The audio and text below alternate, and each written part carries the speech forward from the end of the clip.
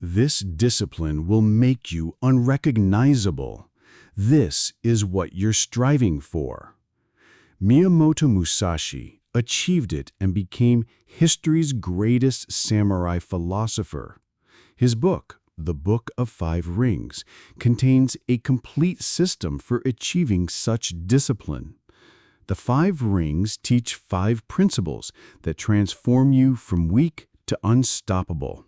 You will know exactly how to use these principles to become disciplined beyond measure. We begin with the Ring of Earth, which shows you how far you have to go. It teaches brutal self-assessment. Most people think they are busy. They are not. They are distracted. Musashi wrote, "The way of the warrior is the twofold way of pen and sword." He meant you must train both mind and body equally. But first, you must understand where they truly stand. After defeating Sasaki Kujiro in his most famous duel, Musashi did not celebrate. He secluded himself in a cave for 2 years to study his weaknesses. The winner spent 2 years analyzing why he almost lost. That is the Ring of Earth mindset. Consider a man who believes he is productive. Let's call him Gohan. He wakes up tired, grabs his phone, checks email in bed. Starting the day productively, he tells himself.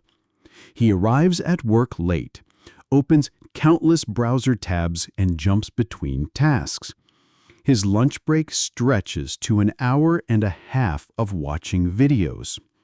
He returns home to his family, exhausted from his busyness. Gohan decided to track his time for a week. The results were stark.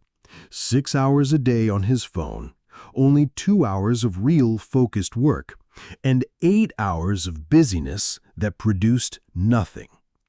The principle of the Ring of Earth is to know the smallest details and the big picture simultaneously. Most people know neither. Tracking reveals the ugly truth. You are not busy, you are weak.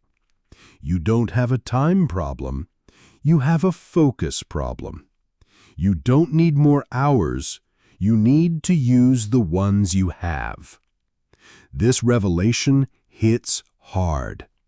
Motivation fails because you can't motivate yourself out of a delusion. You first need the honesty of the Ring of Earth. Admit you've been lying to yourself. As Musashi wrote in the Dokukodo, accept everything just the way it is, not the way you want it to be.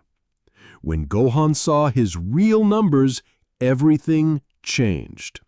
Not because he tried harder, but because he could no longer deny the truth.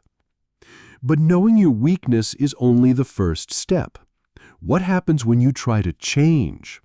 This is where the Ring of Water comes into play.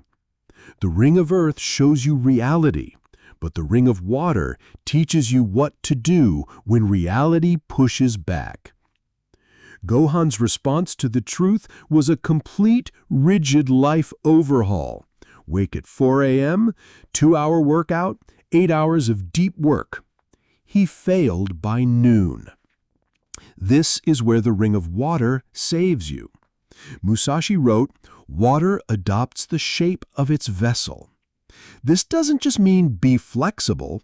It means stop fighting reality with fantasy plans. Early in his career, Musashi never used the same weapon twice in his first 20 duels. He learned that rigid plans shatter against reality. Gohan's mistake is universal. You see your weaknesses and create a perfect, inflexible schedule. Reality hits, you fail, and you quit, believing you are not disciplined enough. Wrong. You are not watery enough. Gohan realized he needed to flow. Instead of 4 a.m., he woke 30 minutes earlier. Instead of a 2-hour workout, he did 10 push-ups. Instead of 8 hours of deep work, he did 25 minutes. It felt pathetic, but by the second week, he had done 70 push-ups and 175 minutes of focused work without a single failure. The principle is to flow around obstacles, not crash into them. Can't do 100? Do 10. Can't read a chapter? Read a page. Think you can skip the basics? Even Musashi started with wooden swords. This is strategic genius. Apply Musashi's tactic. In strategy, make the enemy think you are far away when you are close. Make the task think it's winning while you are actually gaining ground. Work out for 11 minutes when your brain expects 10. Read to the second page. Every tiny achievement rewires your identity. You become someone who doesn't quit. Discipline isn't about heroic efforts, it's about consistent adaptation. Water doesn't break the stone with force, it wears it down with persistence. Small, constant pressure defeats dramatic attempts every time. By the fourth week, Gohan was waking early, working out, and working deeply not by force, but because he had flowed into it. But just as you gain momentum, a new enemy appears. The ring of fire reveals what happens when you start to win. Gohan was making progress, but then he saw others achieving more. Someone was stronger, younger, faster. Rage consumed him. I'm pathetic. What's the point? He skipped workouts. The decline began. Most people let anger consume them. Warriors use it to forge themselves. Musashi's father died when he was 7. Instead of becoming a victim, he channeled his fury into 14 hours of daily training. Every swing of his sword was fueled by rage, but he directed it at his weaknesses, not at himself. He wrote, "Do not envy the good or evil of others, not because it's morally wrong, but because it wastes precious fuel. Anger at others' success is energy you should use to destroy your own mediocrity." The principle of the Ring of Fire: anger at mediocrity is fuel, not failure. Gohan's turning point was shifting his anger from himself to his shortcomings. Every night, he wrote down what enraged him about his day.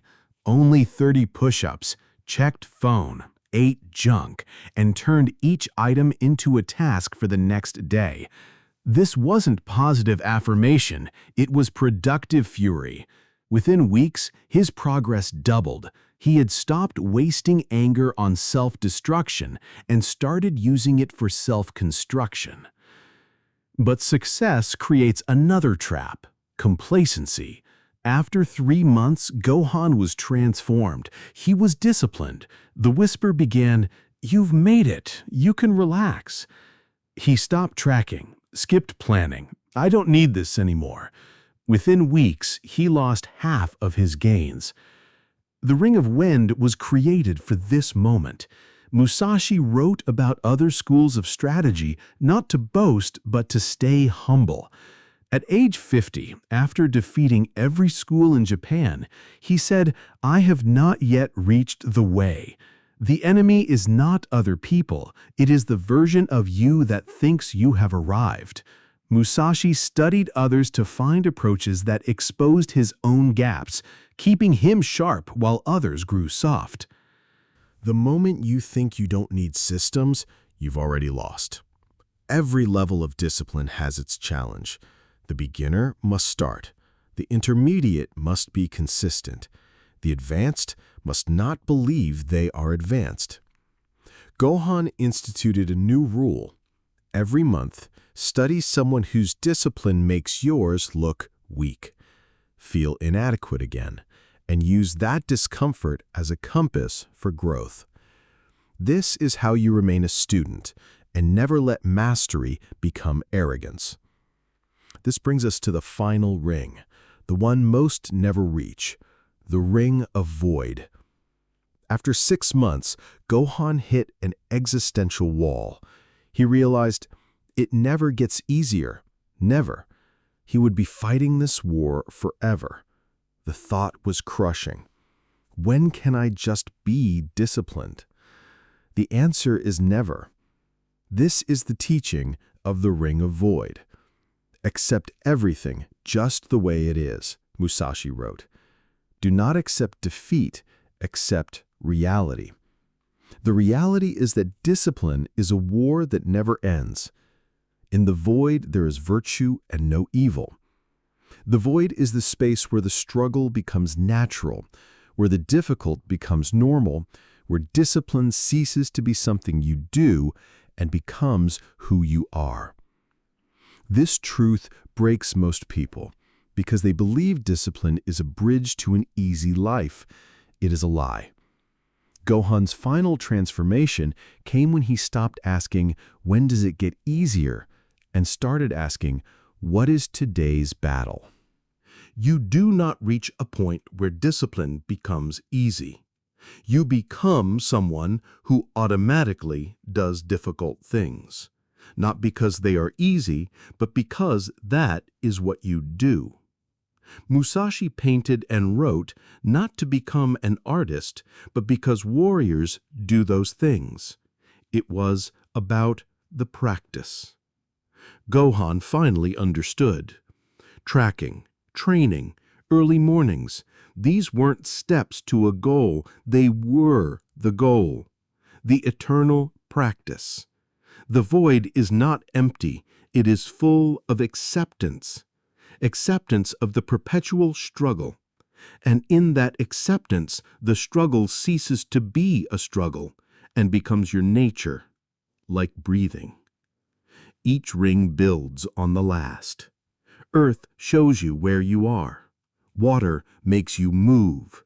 Fire accelerates progress. Wind preserves humility.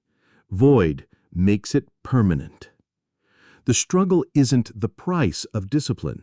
The struggle is the discipline. The eternal war is not what you endure to become disciplined. It is what makes you disciplined, every day, forever. The rings are waiting. The question is, are you ready?